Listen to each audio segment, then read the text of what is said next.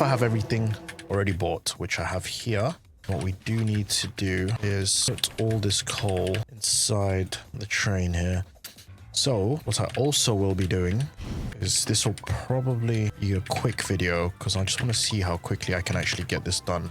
In case you wanted to know how quick you can do this game mode in without or with spending bonds, in my previous video that I uploaded yesterday, if you want to look at me completing this without using any starting bonds, have a look at that video, guys, and that will show you how to complete it without using any starting bonds here.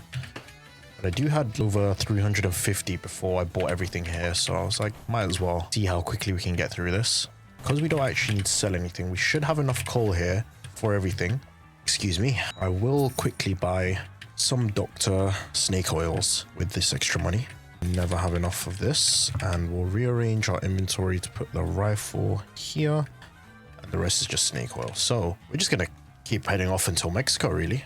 So if this is your first time looking at the Scorched Earth game mode, what happens is there's kerosene that drops or rains from the sky. And what that means is if an enemy that's on fire attacks you, you will also be on fire. And the fire damage is a lot in this game, so you do need to be careful with that. So if I were you, snake oils are your best friends in this game mode. Bandages can be helpful, but if you can, snake oils, they're the main thing. This is also going to be like a speedrun-ish. So we're going to go all the way to the end of Mexico with all this fuel that we bought. And we have a decent amount of rifle ammo, so we should be okay with that. And also in this game mode, guys, if this is your first time watching the Scorched Earth game, you're not allowed to use any classes. So you're just the none class, and with that, you're stuck with your train. But you are allowed to have train variants, I'm pretty sure. Just no classes, which makes it a lot more harder. I think this is, to be honest, possibly harder than Nightmare mode just because of the kerosene. Because once you're on fire for quite a while until the percentage on the bottom left drops. So you are just chilling basically until you get hit. And in the nighttime, all the zombies are on fire. So that's what makes it harder as well. So you do need to stay underneath some sort of shelter. Because we have everything already bought here, we're going straight to the end. Hopefully no outlaws kill us on the way there. They can sometimes be a bit tricky when there's like some of them lined up together and you can just get shot. I wish we could start off with a conductor on this game mode, just so the train moves faster and is more fuel efficient, but fortunately that is not the case. Look at those guys, those walls are on fire. We'll top up the fuel here and we'll restock our bag and we're gonna head off here. That's a really early Tesla lab at 10,000 meters.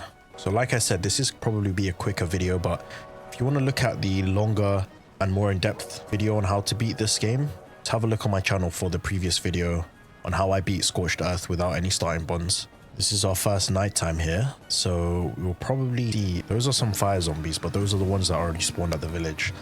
The ones that spawn, I think they all are fire, the ones that spawn in during the nighttime, but I'm not 100% sure on that. That's the thing, with this game mode, what makes it more difficult is that there's a kerosene that drops, which is what makes it harder than possibly even Nightmare mode. Because if you get hit by anyone that's on fire there, you're going to be on fire for quite a while. And you have to use up quite a lot of snake oils just to make sure you survive. Alright, so we're approaching 20,000 meters, so we'll quickly top up the fuel here and we'll head off to the next area. The whole world looks so eerie when it's yellowish tint instead of the usual like clear grey sky. When it's yellow, it really feels like it's the end of the world.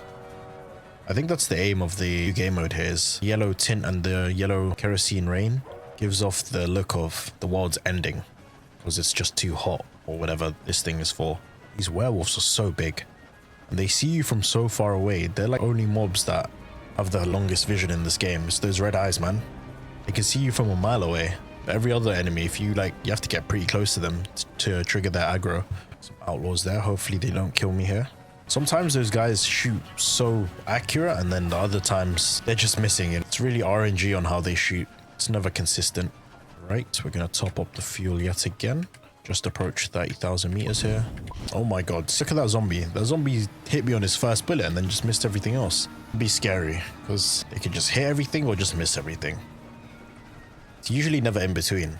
But luckily there is still health regen on this game mode. It's not like Nightmare mode where you don't get any health regen. So that's one blessing of this game mode. You just have to be careful with the fire enemies. There's some outlaws there. Hopefully don't kill me. They were not a problem. Just to remind you guys, I did actually buy all the coal needed to finish this run because I want to see how quickly we can actually beat this if we've spawned in with everything. As long as an outlaw doesn't ruin our run, we should be okay. Alright, so we've approached halfway mark and we'll refuel quickly. We'll grab these coal. Because we're using the none class here, it does take, I think, about 3 coal per 10,000 meters. So for each safe zone, it takes about 3 coal. So I did pre-buy 25 pieces of coal, I think, just so I have a little bit of leverage in case I actually need more. But I don't think I should need more any more than 24. So there should be a spare. Still have 10 in the sack here, so we might have overbought. We do have plenty of snake oils in my hotbar inventory. So we're going to have a look at how long this will actually take. Also, guys, if you haven't completed the challenge, you can also just do the same thing as what I'm doing here and you'll get the challenge completed, which will give you, I think, 30 bonds. It's either 30 or 50 bonds for completing the new game mode, Scorched Earth. Those are the fire zombies. Look at the werewolves. I haven't seen a werewolf on fire yet.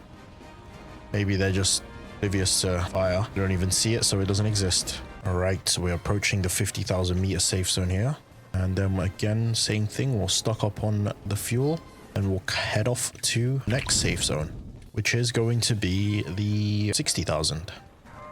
Because we've spawned with everything, this has been a pretty relatively smooth and easy run, but we definitely have to still be careful when it comes to going into Mexico because there is a lot of outlaws there, so we have to probably do the same situation as deal with them one by one, just so we can survive. How are the guards not shooting those werewolves over there? Literally right next to the safe zone. All right, so with that, we are currently at the 60,000 meter safe zone. So we're going to push to the 70, and then after that, we're basically almost there. Jesus Christ. Those outlaws tried ruining my run here. We are not going to be stopped by outlaws this far into the game. Alright, so we're approaching the final safe zone before we hit Mexico here. So this is going to be the last top up of fuel. We did count the coal correctly. We'll put that inside the fire, and we even have a spare coal here, so we really takes about 23, 22-ish. Time to head off to Mexico. This is going to be the final area. See if we can actually beat this here. It's probably one of the quickest runs I've ever had in this game. At least doing it legitly without any glitches. So the game plan was probably going to be the same as always. We get there, we shoot the guards off, and then with that, we'll head off into the town and slowly take out outlaws one by one.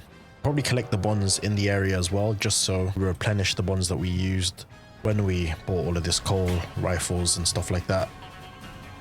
It's turning nighttime now, so hopefully when we get there, it is nearly morning. I think we'll get there just before it turns morning, so we do have to worry about some fire zombies, but we do not need to worry about kerosene, at least in the nighttime, because it does not rain any kerosene at all. These outlaws luckily haven't been a problem in this run. We haven't really been close to dying, really. So that's a good sign that we're going to complete this here. We are very early, actually, to Mexico, so we'll probably take out the guards. We'll do that first. We'll take out the guards first. We want to render in. Problem is, he's not sure where the other turret guy is. He's just not loaded in. I don't know if this is a good idea, but we're in. Pop a snake oil. Luckily, we bought quite a few snake oils here because I kind of did nearly get low there. It's mainly these outlaws, but these zombies are annoying. So we'll do the strat of just jumping down. Oh my god. Yeah, we'll do the strat of jumping down. Turn the crank. It is morning now as well, so quickly, we got to kill this guard up here. He can kill us. Oh, I don't know if I'm missing. There you go, he's dead now. Quickly have a look for the bonds, because those guys, they do spawn quite far away. So we can actually just have a look into these buildings here. Problem is the kerosene. So what we'll do, well, we got to make it intense for the video. Kill this guy off his turret, and we'll collect the bonds here. This is the new update. Made the hitbox is so weird. Pick up those. Look at that, guys. Look how low my health gets relatively quickly as well, especially when they're hitting their shots. When they're in a line like this as well, it's pretty easy to get rid of them, especially when the zombies get up close. You can easily kill them like that. We only have 2 snake oils left. Kill those zombies there. Take the bond from this building. And then after we take all the bonds from all the buildings, we can go on top of the bridge or underneath the bridge. Both work, really. Under the bridge is way more safe, I would suggest. Especially if you're doing like pacifist run or something like that, guys. definitely go under the bridge, because pretty much nothing can hit you there. But when you're on top of the bridge, outlaws can go towards the end and still attack you and shoot you. So that's a tip for you guys. Luckily, it hasn't been that hard because we have the rifle. It isn't that hard to actually kill all of them. There you go. Might as well just put this in here for the sake of it. Don't waste anything. We've got about a minute left. Probably just chill here. Oh my god, there's an outlaw here. Imagine that outlaw just ruined the run. There's another outlaw somewhere. Getting shot, but I don't know where he is. Look at those zombies. They can't even get me. Oh wait, for a second I thought they were evolving. They nearly came up the stairs and tried killing me. But they're not smart enough. Look at that, they're so close, but yet so far away. Come on guys. Look how fast that guy is strafing left and right. Alright, we've got about 10 seconds left before we complete this. And that is pretty much a quick and easy speedrun on how to beat the Scorched Earth game mode, guys. Please like and subscribe if you've enjoyed the video, and I'll see you on the next DEADRAILS video.